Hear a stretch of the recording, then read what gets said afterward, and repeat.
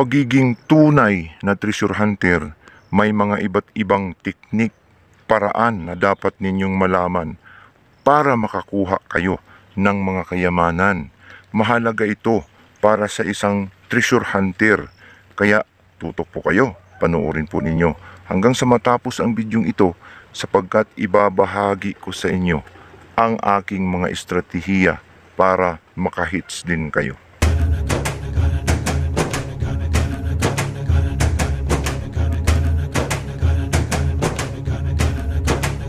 Bro, inaayos na 1, 2, 3, 4, 5, 6, 7, 8, 9, 10. Ito sa CBM na ito hanggang 15 kasi ito tiga QC. Ganito ang legit na gold. Ayan, legit. Ilan siya niya. Magas na.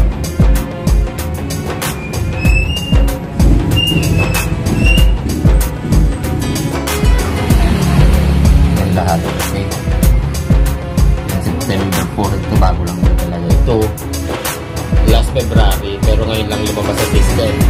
Okay, para din alam nila ito yan, yung naka document naman yung specimen.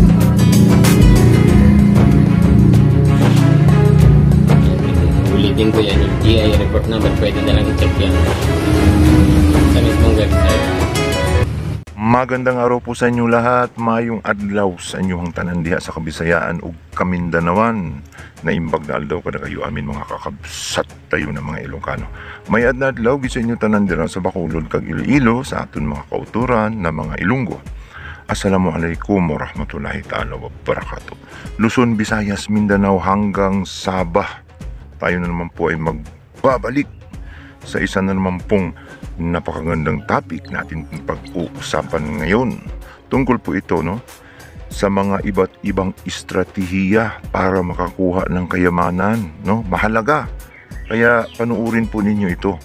Pero bago tayo pupunta sa topic na yan, tayo po muna ay magpapasalamat sa lahat po ng ating mga subscribers, bashers, haters sa patuloy po ninyong pagsuporta, panunood po sa aking mga videos. Sa hindi pa nakapag-subscribe, pakipindot na lamang po ang subscribe button sa ibaba at ang notification bell para updated po kayo sa mga susunod kong i-upload. At pakifollow na rin po ang aking Facebook page, Yusuf Yamato. So magbabalik na naman po tayo sa isa na naman pong napakagandang topic, na atin pong ibabahagi sa inyo ngayon tungkol po dito sa iba't ibang estratehiya para makakuha tayo ng kayamanan. Ang isang tunay na treasure hunter, ay hindi namimili ng makukuhang kayamanan, maliit man ito o malaki, ay dapat nating tatanggapin, sapagkat ang lahat ng bagay, malaki man ito o maliit, ay biyaya ng buong may kapal. Kaparihas ito ng umulan man o uminit, ay dapat tayong magpapasalamat, sapagkat kung wala ang init at wala ang ulan, isa sa kanila ang wala, ay hindi tayo mabubuhay sa mundong ibabaw. Kumbaga, kung tayo ay treasure hunter, makakuha man tayo ng maliit o malaki, ay atin pong tatanggapin at atin pong pakikinabangan, na walang angal, hindi tayo umaangal, kumbaga matyaga tayo. Yan po ang ugali ng isang tunay na treasure hunter. Sa pagiging tunay na treasure hunter, dapat hindi tayo namimili ng atin pong makukuha. Dalawang klase ang akin pong ibabahagi sa inyong kayamanan ngayon na pwede nating makuha. Ito pong treasure na ito ay parihas na pwede nating mapakinabangan. Ang Yamashita treasure hunting ay popular. Maraming mga treasure hunter, Yamashita treasure hunter sa iba't ibang panig sa kabundukan ng Pilipinas, sa iba't ibang lugar. At marami ang walang nakukuha, marami ang hindi nakakakuha ng kayamanan. Madalas kasi ang inuuna ay yung mga malalaki. Sa pagiging Yamashita treasure hunter, ang dapat nating unahin ang mga maliliit, sapagkat ang mga maliliit ay hindi ito malalim, kumbaga mababaw. So yan po ang pinaka numero unong estratehiya.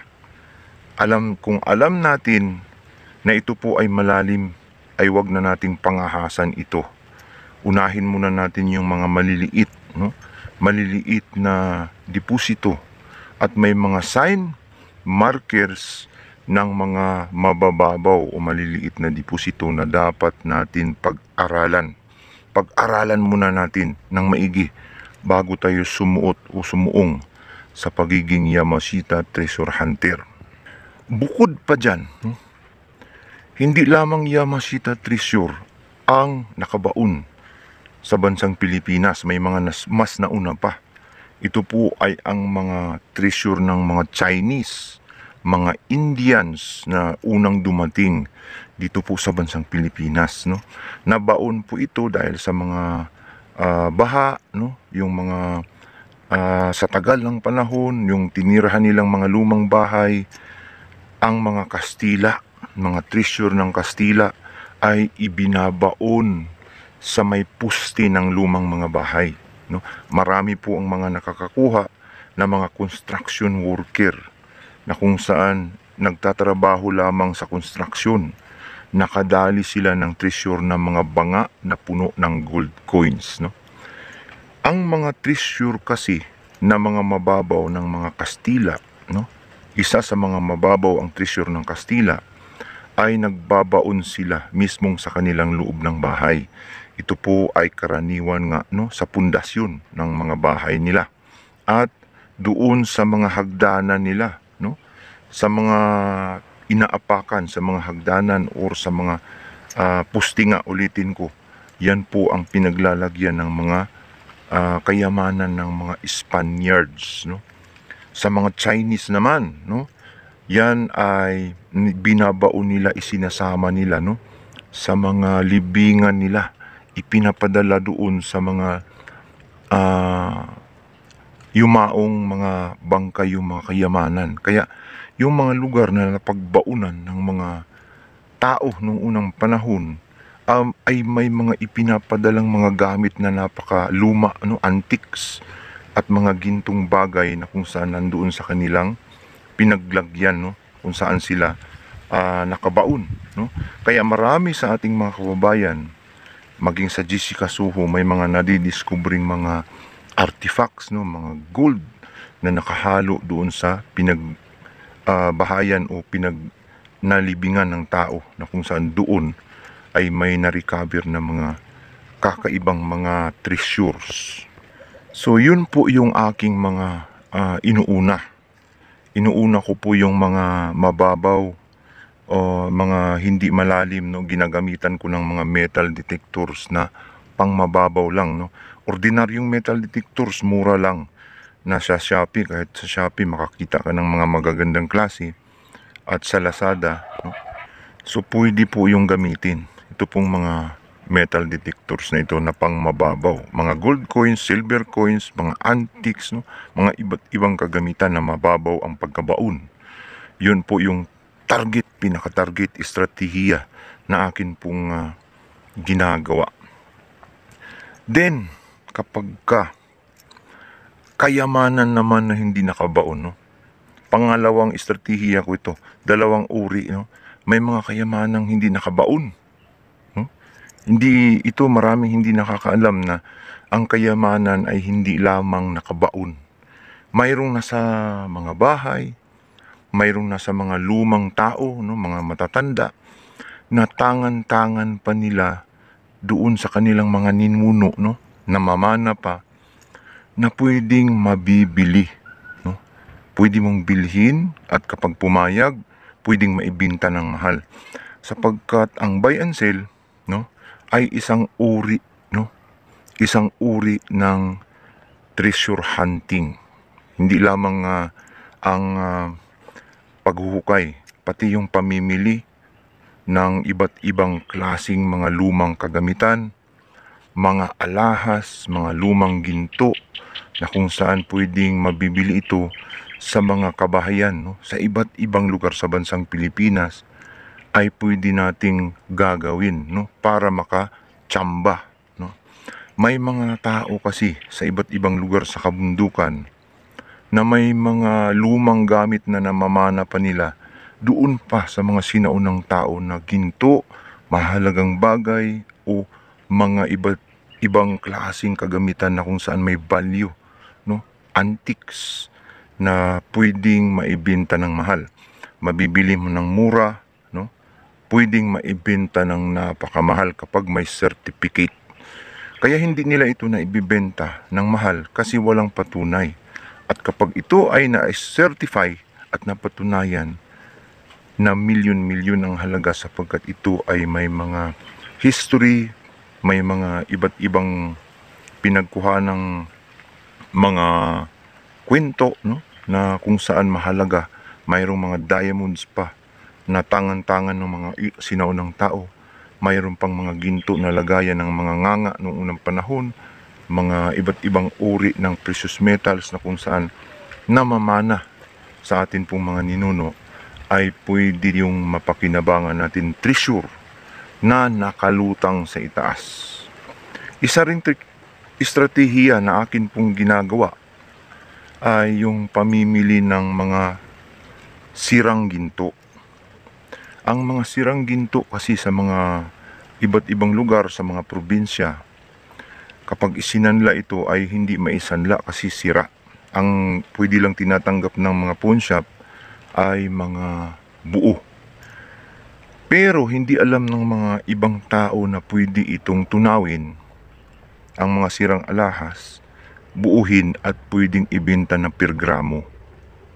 So isa rin ito sa teknik na kung saan kapag namimili tayo ng alahas na sira-sira, mabili lamang natin ng mura sapagkat hindi alam nung nagbebenta kung paano tunawin, wala siyang idea kung paano ito lusawin para maibenta ng per gramo, wala siyang alam kung saan ibebenta, at tayo na may alam ay ang nakikinabang, yun yung treasure hunter ng mga gintong nakalutang, no? Nasa itaas, no? Yun yung nasa kalakalan, nasa community.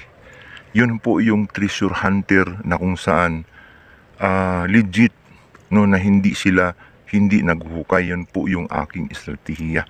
At marami po ang gumagawa nito. Kung mapapansin ninyo, yung mga nagsumisigaw na ginto't pilak bumibili, mga rilo, mga sirang alahas, ay estratehiya po nila yon. At ang iba sa kanila ay yumaman, no? May mga kakilala akong mga ganito na mga alahero na kung saan yumaman sila sa mga ganito dahil sa teknik nila, estratehiya. Ang pagyaman, ang pagiging treasure hunter ay hindi lamang, no, sa paghahanap ng mga nakabaon. Maraming estratehiya yan. Ito lang ang aking nabanggit sa inyo na isa sa pinakamadaling teknik, no. Ito pong aking mga ibinabahagi sa inyo. So ang kayamanan kasi, no, idagdag ko ay hindi lamang yan, no. Yung lupa, mayroon kang lupa, kayamanan yan. Kung marunong kang magtanim, mayroon kang 10 hektaryang lupa. Hindi ka marunong magtanim, walang kwenta yan. Pero pag marunong kang magtanim, kayamanan yan. Bakit? Magtanim ka ng saging na lakatan. Halimbawa lang, magtanim ka ng saging na lakatan ng ilang libong puno. At bawat isang puno nito, no, kung mayroon kang 20,000 na puno na naitanim at tagpa 500 pesos ang bawat isang puno, ang ani mo, kwentahin mo yun, ilang milyon yun, milyon ang kikitain mo sa loob ng isang taon, no? Sa loob ng isang taon, ilang milyon ang kikitain mo kapag ikaw ay marunong mag-treasure sa iyong sariling lupa. So, treasure ang lupa kung marunong ka. Maraming mga estratehiya dyan. At mayroon pang yung pangingisda. Treasure din yan. Yan ay mga yamang lupa, yamang dagat, na kung saan pinapakinabangan natin, kung mayroon tayong idea, mayroon tayong estratehiya, tayo ay hindi naghihirap. Kung mayroon tayong lupa, nag-aalaga tayo ng kambing. Nag-alaga tayo ng kambing na 1,000. Magsimula ka sa 100. Pumunta ng 1,000, pumunta ng 20,000 piraso. Kwintahin mo yun bawat isang kambing. Kapag ikaw lang ay matyaga, masipag, ay magiging milyonaryo ka. Yan po ang mga estratehiya ng isang tunay na treasure hunter. So yung nabanggit ko kanina, no, unahin yung mga maliliit, no, yung mga mabababaw. Alamin mo kung anong klasing kayamanan yung naibaon.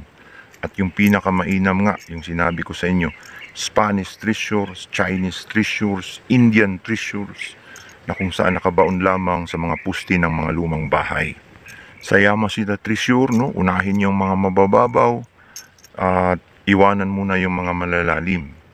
Kung ayaw nyo namang maghukay, gayahin nyo yung sinabi ko kanina, na mamimili kayo ng mga lumang alahas, hanapin ninyo yung mga kabahayan na may mga posibleng, may mga lumang mga kagamitan, antiques, mga treasures na kung saan hindi pa na-discovery, diskubrihin ninyo, yun yung mga nakalutang na mga treasure sa paligid, no?